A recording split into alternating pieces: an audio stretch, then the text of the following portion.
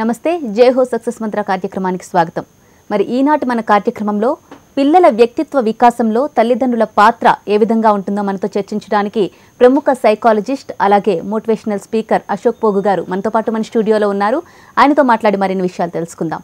నమస్తే అశోక్ గారు. నమస్కారం అండి.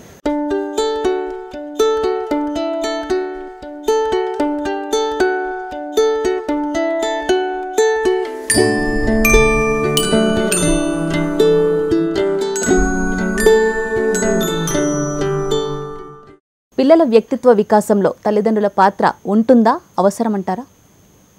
ఖచ్చితంగా అండి. ఎందుకంటే విద్యార్థులు అంటే ఈ దేశంలో సమాజంలో ఉన్న ప్రతి ఒక్క పేరెంట్స్ తల్లిదండ్రులు కూడా తమ యొక్క పిల్లల్ని పెంచడంలో వారి యొక్క పాత్ర అంటే సమాజానికి అనువైన ఒక పౌరునిగా ఈ దేశ పురోభివృద్ధికి పాటుపడే ఒక మంచి పౌరునిగా తయారు చేయాలంటే ముఖ్యమైన బాధ్యత తల్లిదండ్రుల మీదనే ఉంటుందండి. ఎందుకంటే విద్యార్థులు అనే వాళ్ళు పాఠశాల కానీ కళాశాలలో కానీ వాళ్ళు కేవలం 25% మాత్రమే సమయాన్ని గడుపుతారు. కానీ 75% సమయాన్ని వాళ్ళు వారి యొక్క గృహం, వారి యొక్క ఇంటి వాతావరణంలోనే గడుపుతారు. కాబట్టి ఎక్కువ సమయాన్ని తల్లిదండ్రులతోనే గడుపుతారు. కాబట్టి మరి తల్లిదండ్రులుగా వారి యొక్క పిల్లల్ని మంచి పౌరులుగా తీర్చిదిద్దాల్సిన బాధ్యత ఉంది. ఎందుకంటే మనం చెప్తాం, పుట్టిన తర్వాత పిల్లవాడికి ఆది గురువు తల్లి అన్నీ నేర్పిస్తూ ఉంటుంది. మాట్లాడడం కానీ, ఆ విధంగా ఏ విధంగా మాట్లాడాలో, ఏ విధంగా నడవాలో ఇవన్నీ కూడా తల్లి నేర్పిస్తూ ఉంటుంది. ఆది గురువు అంటారు తల్లిని. సో అదే విధంగా తల్లి ఏం చేయాలంటే విద్యార్థి అంటే తన పిల్లవాడు పెరుగుతున్న కొద్దీ విలువలతో సంబంధించిన అంటే విలువలతో కూడిన అంశాలను ఖచ్చితంగా వారికి అవగాహన పరచాలి. ఎందుకంటే ఒక తల్లిగా ముఖ్యమైన పాత్ర తండ్రి కంటే కూడా ఒక పిల్లవాడు సమాజానికి మంచి పౌరుడిగా తీర్చిదిద్దాల్సిన బాధ్యత తండ్రి కంటే కూడా తల్లికి చాలా ప్రముఖంగా ఉందండి. ఎందుకంటే ఆ పిల్లవాడు తల్లితో ఎక్కువ గడుపుతాడు. కాబట్టి ఈ సమయంలో తల్లి ఏం చేయాలి?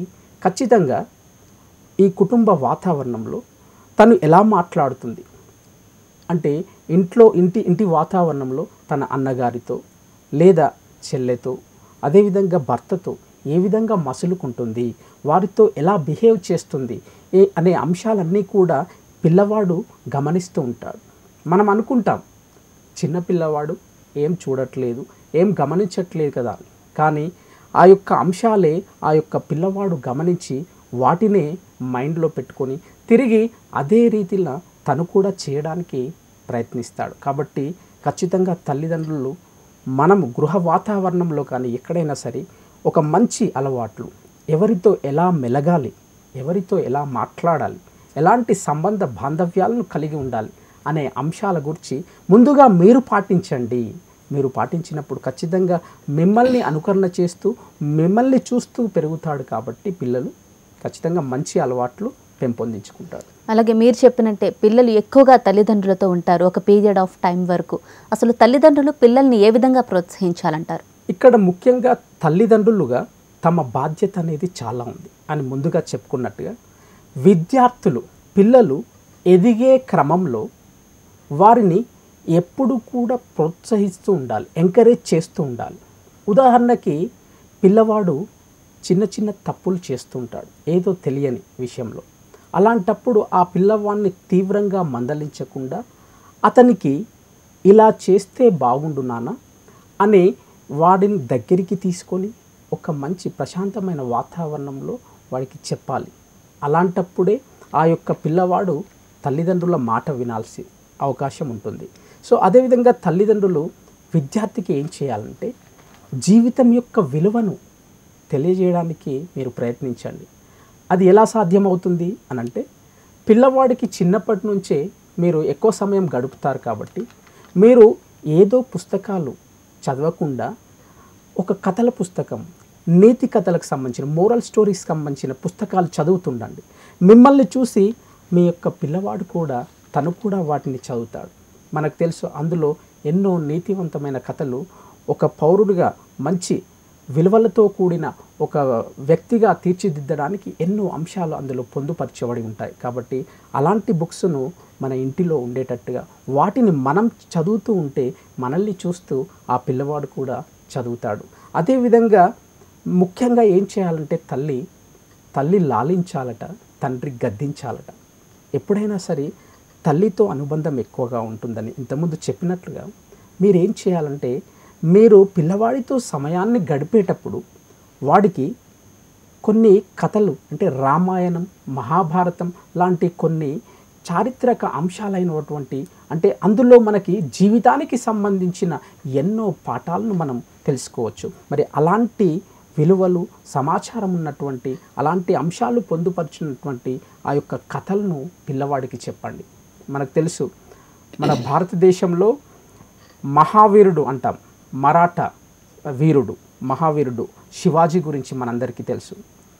తన నాన్నగారు ఆ యొక్క జాబ్ అంటే పని నిమిత్తం ఎప్పుడూ కూడా వేరు దేశాలకు తిరుగుతూ ఉన్న సమయంలో తల్లితో ఎక్కువగా గడిపినప్పుడు ఆ తల్లి ఏం చేస్తుంది అంటే ఆ యొక్క శివాజీకి రామాయణ మహాభారతానికి సంబంధించిన కొన్ని కథలను చెప్పడం, అదేవిధంగా జీవితంలో మనం ఎలా ఉండాలి అనే అంశాలను పొందుపరచడం, ఆ విధంగా చెప్పడం వలన తను వేరే దేశాలకు చెందిన వారిని బంధించినా కూడా మహిళలను మాత్రం ఎట్టి పరిస్థితిలో కూడా ఏమీ అనకుండా వారిని సగౌరవంగా వారిని గౌరవించడం జరిగింది. అంటే ఇక్కడ మనం ఆలోచించాల్సిన అవసరం ఏంటంటే ముఖ్యంగా ఎప్పుడైతే మీరు ఈ యొక్క విలువలకు సంబంధించినవి కథలు చెప్పారో ఆ చిన్నగా ఉన్న పిల్లవాడు అవన్నీ మనస్సులో పెట్టుకొని తను పెద్దయిన తర్వాత కూడా ఆ అంశాలను పాటించాడు, జీవితంలో అన్వయించుకున్నాడు.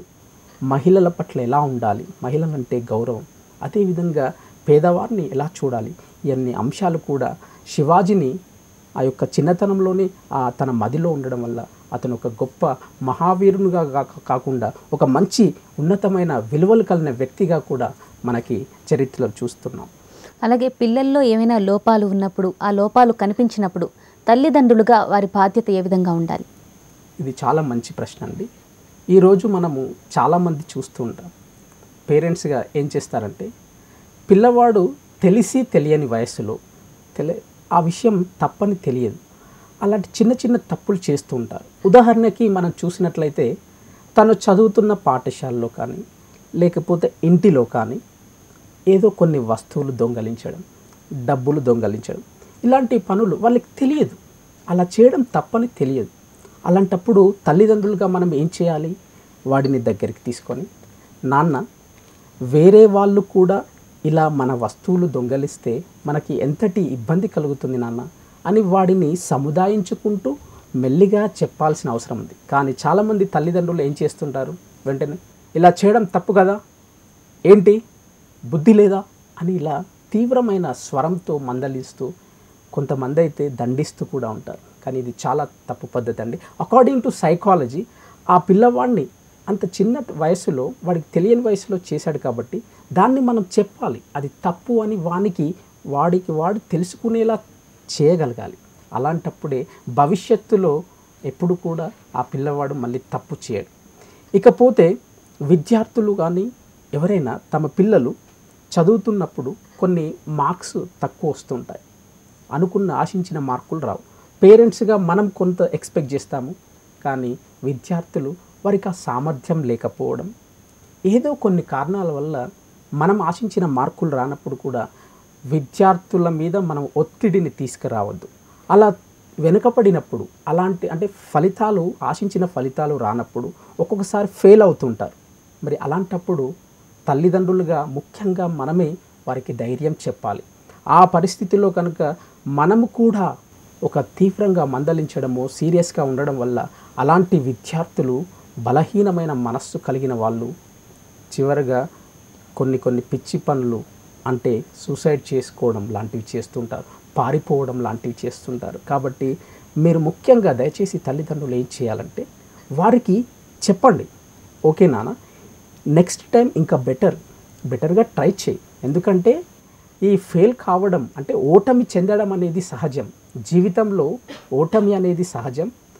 ప్రతి ఓటమి తర్వాత కూడా ఆ ఓటమికి గల కారణాలను విశ్లేషించుకోనాన్న, నువ్వు ఎందుకు ఫెయిల్ అయ్యావు, ఎందుకు నువ్వు ఆశించిన మార్కులు రాలేదు, దానికి గల కారణాలను ఒకసారి విశ్లేషించుకొని నెక్స్ట్ ఎగ్జామ్ వరకు మళ్ళీ చక్కగా ప్రిపేర్ అయ్యి ఆ యొక్క అంశాలను మళ్ళీ తిరిగి రిపీట్ చేయకుండా ఒక మంచి ఆశావాహ దృక్పథంతో ముందుకెళ్ళాలి అనే ఒక ఎంకరేజ్మెంట్ను ఖచ్చితంగా తల్లిదండ్రులుగా ఇవ్వాల్సిన బాధ్యత ఉంది.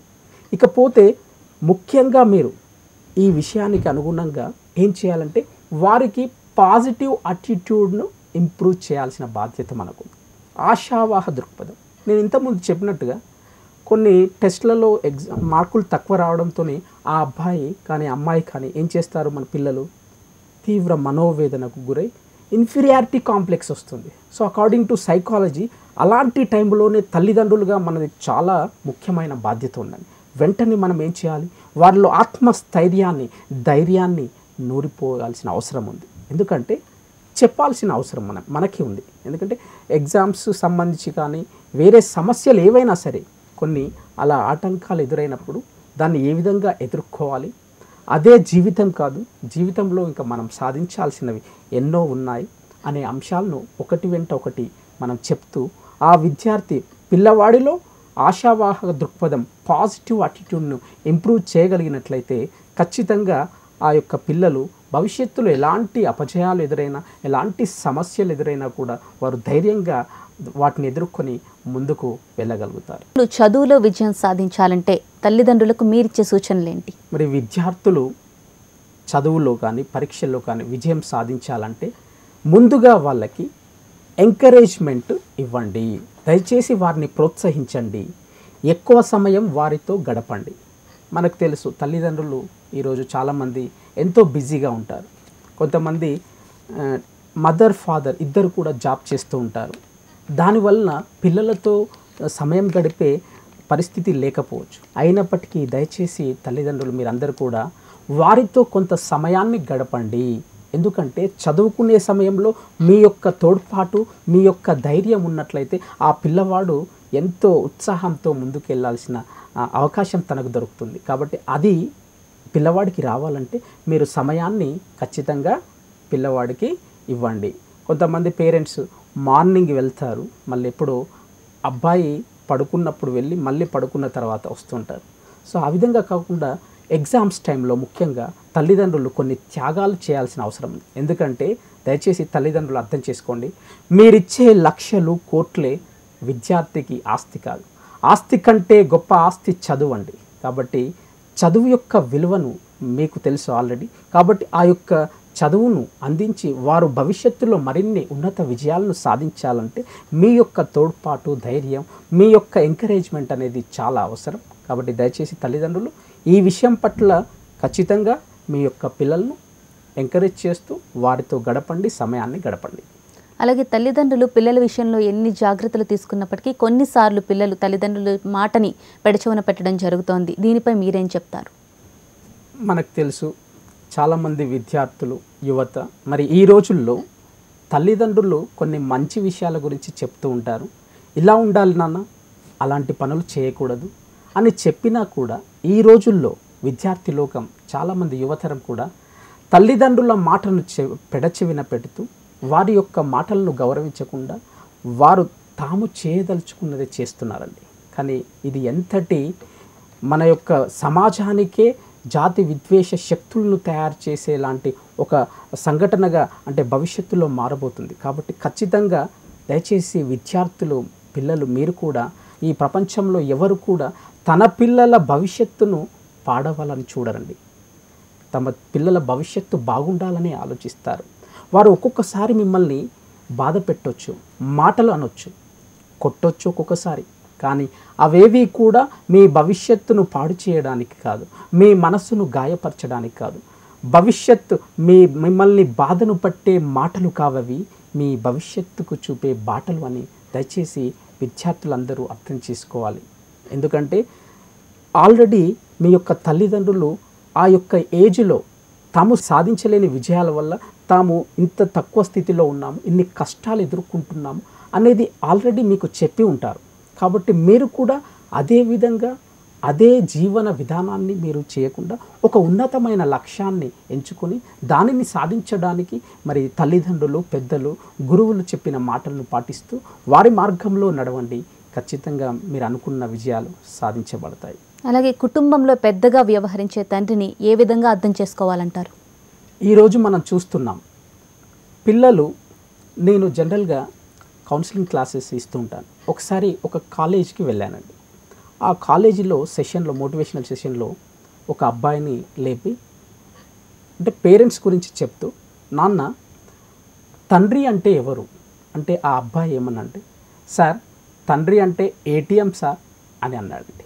అంటే ఆ పిల్లవాడికి తండ్రి అనేవాళ్ళు తమ కుటుంబంలో కావలసిన సరుకులు తేవడానికి కావలసిన వనరులను ఏర్పాటు చేసే ఒక వ్యక్తి ఏటీఎం లాగా మాత్రమే ఆ యొక్క విద్యార్థి మనసులో ఉంది. చూడండి ఎంతటి దయనీయమైన పరిస్థితి.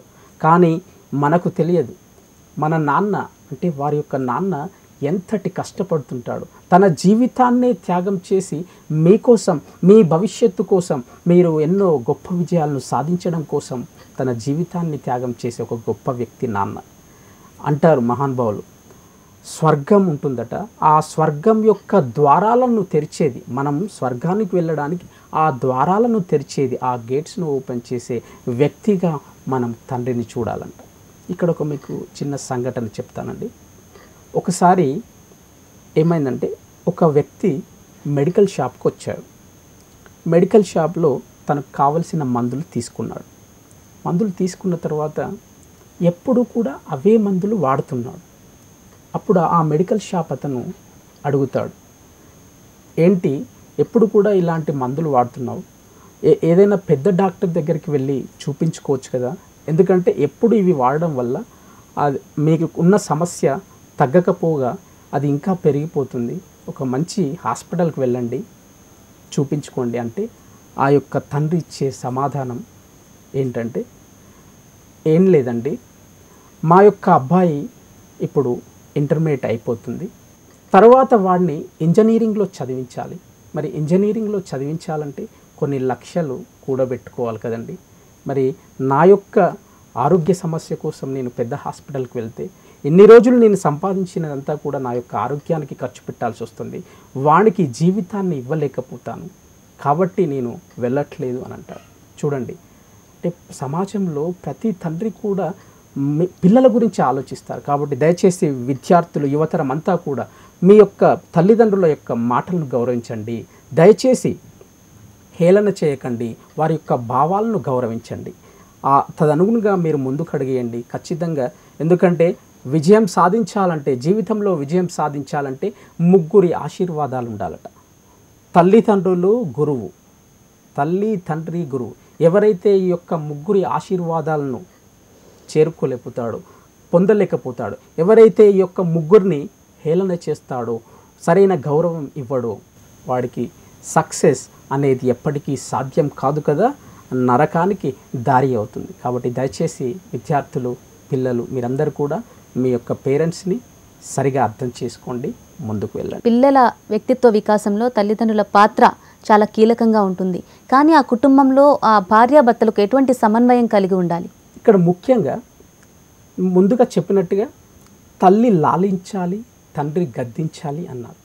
ఎందుకంటే తల్లిదండ్రులు మీరు కూడా ఏం చేయాలంటే పిల్లల యొక్క వ్యక్తిత్వ నిర్మాణంలో, వ్యక్తిత్వ వికాసంలో, వారి జీవితంలో విజయం సాధించాలంటే, దేశానికి ఉపయోగపడే ఒక వనరునిగా, ఒక పౌరునిగా తీర్చిదిద్దాలంటే మీరు కూడా అలాంటి అంశాలు కలిగి ఉండాలి. అంటే అలాంటి విలువలతో మీరు జీవించినప్పుడే, మీరు జీవన విధానం అలా ఉన్నప్పుడే దాన్ని చూసుకుంటూ పెరుగుతాడు. కాబట్టి ఆ విద్యార్థి, ఆ పిల్లవాడు మిమ్మల్ని పాటిస్తుంటాడు, కాబట్టి మిమ్మల్ని ఫాలో అవుతుంటాడు. కాబట్టి మీరు కూడా ఖచ్చితంగా ఒక ఉన్నతమైన విలువలను కలిగి ఉండాలి. అదేవిధంగా మీరు చెప్తూ ఉండాలి. ఇక్కడ మీకు ఒక చిన్న సంఘటన చెప్తాను. తల్లిదండ్రులు ఎలా ఉండాలంటే, మనకు తెలుసు ఈ ప్రపంచమంతా కొన్ని వందల సంవత్సరాలు గాఢాంధకారంలో ఉన్నప్పుడు ఈ ప్రపంచానికి వెలుగునిచ్చిన రవికాంతుడు థామస్ ఆల్వా ఎడిసన్. ఆయన గురించి ఒక చిన్న సంఘటన నేను షేర్ చేసుకోవాలనుకుంటున్నాను. ఆయన చిన్నగా ఉన్నప్పుడు 4 to 6 years ఆ సమయంలో తను పాఠశాలలో, స్కూల్లో చదువుతుంటాడు. అయితే ఒకసారి ఆ యొక్క పాఠశాలకు సంబంధించిన టీచర్లు ఇచ్చిన ఏ పని కూడా ఆ పిల్లవాడు చేయలేకపోతాడు. ఎడిసన్ చిన్నగా ఉన్నప్పుడు రాయలేకపోతున్నాడు, చదవలేకపోతున్నాడు. ఆ తర్వాత టీచర్స్ అందరూ కూడా అనుకొని ఇక లాభం లేదు, ఇతనికి చెప్పడం సాధ్యం, ఇతను రాయలేడు అని వాళ్ళంతా కూడా టీచర్స్ అంతా అనుకొని ఒక లెటర్ రాసి ఆ యొక్క అబ్బాయి ఎడిసన్ పాకెట్లో పెట్టేసి, బాబు ఇంటికెళ్ళి మీ మమ్మీకి చూపించు అని అంటారండి. ఆ తర్వాత ఎడిసన్ సాయంత్రం అయిపోయిన తర్వాత, స్కూల్ అయిపోయిన తర్వాత ఇంటికి వెళ్తాడు. ఇంటికి వెళ్ళిన తర్వాత వాళ్ళ అమ్మగారితో, అమ్మ ఈరోజు మా టీచర్ గారు నీకు ఒక లెటర్ రాసిచ్చారమ్మా అని అంటుంది. అప్పుడు ఏంటి నాన్న ఒకసారి ఇలా ఇవ్వు అని ఆ లెటర్ను తీసుకొని చదువుతుందండి. ఆ లెటర్లో ఏం రాసి ఉంటుందంటే, వారు టీచర్ రాశారు, your child is an idiot. మీ అబ్బాయికి రాయడం చేత కావట్లేదు, చదవడం చేత కావట్లేదు. ఇతనికి మా స్కూల్లో, మా పాఠశాలలో చదువు చెప్పడం అనేది అసాధ్యం. ఇక్కడ మాకెవరికి కూడా కష్టం, చాలా కష్టమైన పని. మీ పిల్లవానికి చదువు చెప్పాలంటే చాలా కష్టం. కాబట్టి దయచేసి మీ పిల్లవాడిని ఈ స్కూల్ నుండి తీసుకెళ్ళండి అనేది సారాంశం, ఆ యొక్క లెటర్ యొక్క సారాంశం. వెంటనే ఆ పిల్లవాడు అడుగుతాడు, వాళ్ళ మదర్ చదువుతుంది, ఈ పిల్లవాడు అడుగుతాడు, మమ్మీ లెటర్లో ఏం రాసి ఉంది మమ్మీ అని అడుగుతుంది. వెంటనే తన తల్లి ఏం చెప్తుందంటే, నాయన నీకు ప్రత్యేక నైపుణ్యాలు ఉన్నాయట, యు ఆర్ స్పెషల్ చైల్డ్ అట, నీకు చదువు చెప్పాలంటే ఇంకా నైపుణ్యం ఉన్నటువంటి టీచర్స్ కావాలట. ఎందుకంటే నీలో ఎన్నో శక్తులు ఉన్నాయి, ఇంకా మంచి నైపుణ్యం కావాలంటే మాకంటే కూడా మంచి నైపుణ్యం ఉన్న టీచర్స్తో చెప్పించండి అని రాశారు నాన్న అని అంటుంది. చూడండి, అందుకే పిల్లవాడు ఎలాంటి స్థితిలో ఉన్నా కూడా ముందుగా తల్లిదండ్రులు తమ యొక్క పిల్లవాడికి ఆత్మస్థైర్యాన్ని కలిగించాలి, ప్రోత్సాహాన్ని ఇవ్వాలి. అలాంటి సమయంలోనే ఆ తర్వాత తల్లి ఏం చేస్తుంది, వెంటనే తన ఇంటి దగ్గర కూర్చొని కష్టపడి పిల్లవాడికి ఎడిసన్కి ఎలా రాయాలో, ఎలా చదవాలో నేర్పి గంటల తరబడి కూర్చొని కష్టపడి చివరికి ఆ ఎడిసన్ మనందరికీ తెలుసు, ప్రపంచానికి తెలుసు, ఎన్నో వందల ప్రయోగాలు సాధించి అన్నిట్లా విజయం పొంది మరి బల్బును, ఈ ప్రపంచాన్ని కాంతివంతం చేసినటువంటి బల్బును కనుగొన్నాడు థామస్ ఆల్వా ఎడిసన్. మరి అలాంటి మహానుభావులుగా మార్చిన శక్తి కేవలం తల్లిదండ్రులకి ఉంది. కాబట్టి దయచేసి తల్లిదండ్రులు మీరు అనుకుంటే ఏదైనా సాధిస్తారు. కాబట్టి మీ పిల్లవాళ్ళను, అంటే మీ యొక్క పిల్లవాడిని ఖచ్చితంగా మీరు ప్రోత్సహిస్తూ ఎప్పుడు కూడా వారిని నిరాశకు లోను కాకుండా చూడండి, ఆత్మస్థైర్యాన్ని వారిలో నింపండి దయచేసి. అదేవిధంగా సమస్యలు వచ్చినప్పుడు వాటిని ఎదుర్కొనే ధైర్యాన్ని మీరు నూరిపోయండి. ఎందుకంటే ఒక బండరాయి, రెండు బండరాళ్ళు మాట్లాడుకుంటున్నాయట. ఒక బండరాయి ఇంకొక బండరాయితో అంటుంది, నువ్వేమో అక్కడ గద్దె మీద ఉండి పూజలు అందుకుంటున్నావు ప్రతి ఒక్కరి చేత, నేను మాత్రం ఇక్కడ కింద పడి ఉన్నాను, నా మీద అడుగులు వేస్తూ నన్ను దాటుకుంటూ వెళ్తున్నారు, నీకేమో పూజలు, నాకేమో నన్నేమో తొక్కుకుంటూ వెళ్తున్నారు. ఏంటి అంటే ఆ బండరాయి, అంటే దేవుడిలా ఉన్న ఆ బండరాయి చెప్తుంది, చూడు మిత్రమా, నేను శిల్పి చెక్కినప్పుడు ఆ యొక్క ఉలి దెబ్బలకు నేను ఎలాంటి, అంటే ఆ యొక్క ఉలి దెబ్బలను ఓర్చుకున్నాను, ఓర్పుతో ఉన్నాను, కాబట్టి చివరికి ఒక అందమైన సజీవమైన రూపంగా నాకు వచ్చింది. సో తద్వారా ఈ యొక్క విగ్రహాన్ని అయినటువంటి నన్ను దేవతలుగా పూజిస్తున్నారు, అంటే దేవునిగా మారింది ఒక బండరాయి.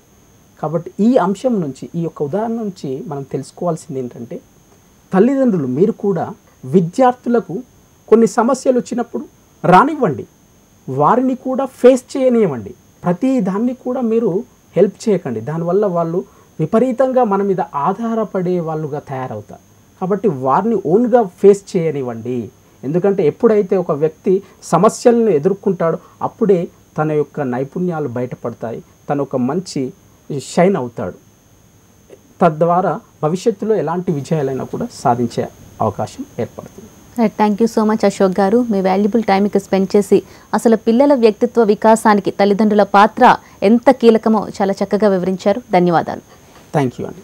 సో ఇదండి ఇవాల్టి జైహో సక్సెస్ మంత్ర కార్యక్రమం. మరో జైహోలో మళ్ళీ కలుద్దాం. అంతవరకు చూస్తూనే ఉండండి హెచ్ఎం టీవీ.